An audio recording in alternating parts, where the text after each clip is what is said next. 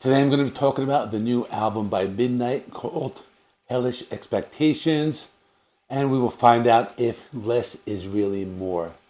I will first do a quick history, then I'll go into the songs, the album, give my final thoughts and score. Midnight is a one-man band who goes by the name of Athanar. He's from Cleveland, Ohio, and he's been active since 2003.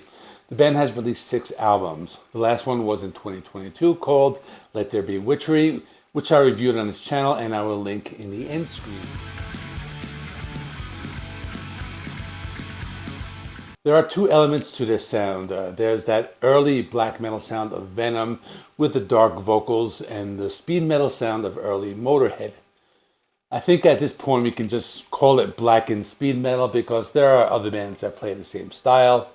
For example, there were 2 albums that came out last year that I know of that had similar sound. There was Hellripper with Warlock Scrim and Withered Hags, and there was also Sadistic Force with Midnight Assassin. Also kind of weird how Sadistic Force has the name Midnight in the album title. I didn't notice it until now. Let's talk about Hellish Expectations. It's a short album at 25 minutes and 31 seconds. Most songs are under 3 minutes, and the longest song is 3 minutes 39 seconds.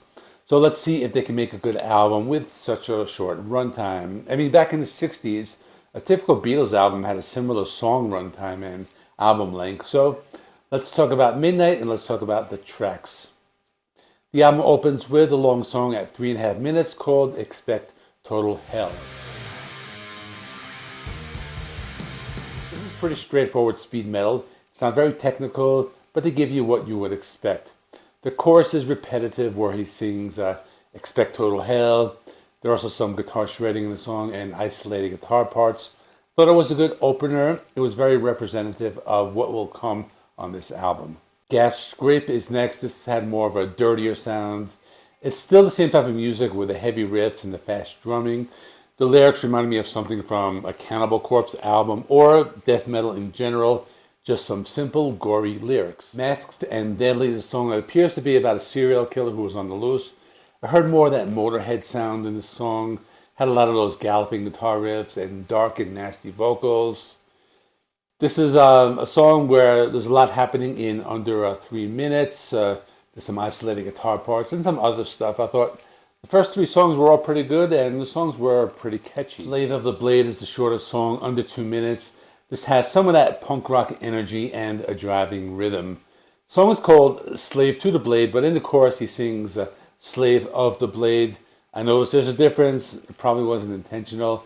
It's another cool song, and so far 4 songs in, and there hasn't really been much variation between the songs. Next is Dungeon Lust, and this one continues at about the same pace. The song is not very complex. It has a cool, hard-driving rhythm. The song appears to be about someone locked away in a dungeon, but there are also these undertones as well. I'll just leave it like that.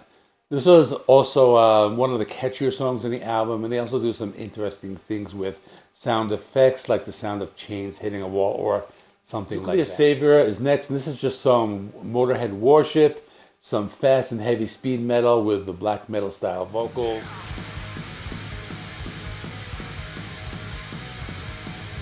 The song is about killing everyone on Earth in a nuclear war. There's also some typical dark heavy metal lyrics. The guitar solo is also very Motorhead sounding. I thought it was another good song. Deliver Us to Devil probably has the second catchiest song title. First place goes to the last song, which I'll get to it later.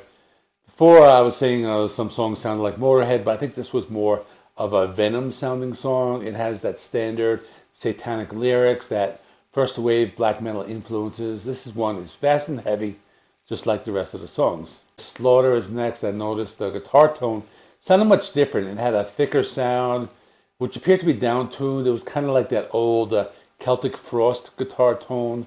This one's still fast-paced, but less fast, or should I say slower, than some of the others. Still has that hard-driving, evil tone. This is another song about killing people. Doom, Death, Desire is the penultimate song, and this is more of the same. I don't think anyone was expecting anything different. This has some dark and evil vocals. This is another song where there's some apocalyptic event and everyone dies, and the song was not too bad. The last song was the single called FOAL, or Fuck Off and Live.